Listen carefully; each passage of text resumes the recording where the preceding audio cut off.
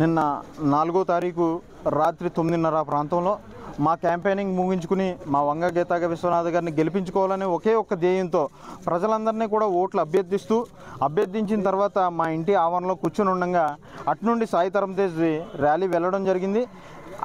ఆ సాయి తరం తేజ్ ర్యాలీకి ఎటువంటి ఇబ్బందులు కలగకుండా మా కార్యకర్తలందరినీ కూడా ఆ టైంకే ఈ ర్యాలీ ఉందనే కారణంతోనే మేము ఎటువంటి పెద్ద కార్యక్రమం చేసుకోకుండా ఆ టైంకే మా కార్యకర్తలందరినీ ఇళ్లకు పంపించడం జరిగింది. ఆ టైం కూడా మా ఎలక్షన్ టైం కాబట్టి కొంతమంది కజిన్స్ మా వాళ్ళందరూ కూడా మా ఇంటి దగ్గర ఉండడం జరిగింది.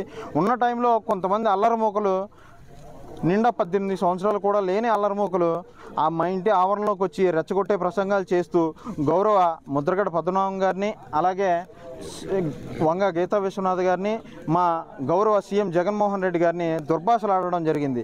ఎంత వారించినా సరే వినకుండా దుర్భాషలు ఆడడంతో మా కార్యకర్తలు కూడా ఓపిక నశించి కొద్దిగా ఇబ్బందికి గురవుతూ ఏంటి ఇలా మా దగ్గరికి వచ్చి ఇలా అంటున్నారనే బాధతో ఇది కరెక్ట్ కాదనే ఉద్దేశంతో మా కార్యకర్తలు కూడా వాస్తవం చెప్పాలి కాబట్టి చెప్తా ఉన్నాం.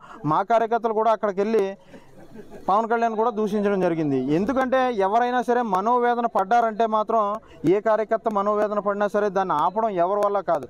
అప్పటికే నేను వారించి వాళ్ళందరినీ వెనక్కి తీసుకురావడం జరిగింది. తీసుకొచ్చిన పక్షంలో మా కార్యకర్త ఉంగరాల వెంకటరమణ అనే మాకు బాగా కావాల్సిన మనిషిని ఇదే అదునుగా చూసుకుని 500 మంది వ్యక్తులు అందరిలోని మధ్యలో పెట్టుకుని కొట్టడం అనేది జరిగింది. ఇది ఎంతవరకు సమంజసం?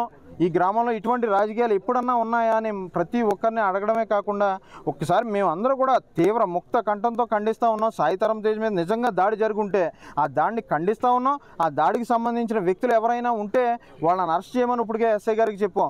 అంతేగాని లేనిపోని అబండాలు మా మీద మోపి జనసేన వ్యక్తులకి మా గ్రామాల్లో మాకు చిచ్చులు పెట్టి లేని రాజకీయాలను పెట్టి మీరు లబ్ధి పొందాం అనుకోవడం చాలా తప్పు. ఇలాంటి హత్య రాజకీయాలు చేసే వ్యక్తిని ఎప్పటికప్పుడు దేవుడు శిక్షిస్తానే ఉన్నాడు. 5 సంవత్సరాల్లో కష్టపడడం, 5వ సంవత్సరం టికెట్ లేకుండా పోవడం, ఇదే అతని గతి. అతని గతి ఎందుకు అవుతుందంటే అతను బుద్ధి పట్టే అతని గతి జరుగుతుంది అనేది ఒకసారి ఇప్పటికైనా అతను అర్థం చేసుకోవాలి. వరం లాంటి వ్యక్తిని దూరంగా పెట్టుకుని పవన్ కళ్యాణ్ లాంటి వ్యక్తి రాజకీయాలు చేసుకోవడం మంచిదని మా వంతు సలహాగా చెప్తా ఉన్నాం. అది నిర్ణయం అతనికే చెల్లుతుంది. ఎందుకంటే ఒక పార్టీ అధ్యక్షుడిగా అతను ఒక వ్యక్తి దగ్గర దేహి అనే పరిస్థితిలో ఉన్నాడంటేనే పవన్ కళ్యాణ్ ఈరోజు ఎంత నీచమైన రాజకీయాలకి కిందకి దిగజారిపోయాడో ఒకసారి మీరే అర్థం చేసుకోండి. అంత కిందకి దిగజారిపోయి రాజకీయాలు చేయాలా, గెలిపోవడం కోసం ఇంత కిందకి దిగజారిపోవాలా అనేది ఒకసారి కూడా మా నియోజకవర్గ ప్రజలందరూ కూడా మీరు ఆలోచించండి. For more videos like this, subscribe Big TV channel.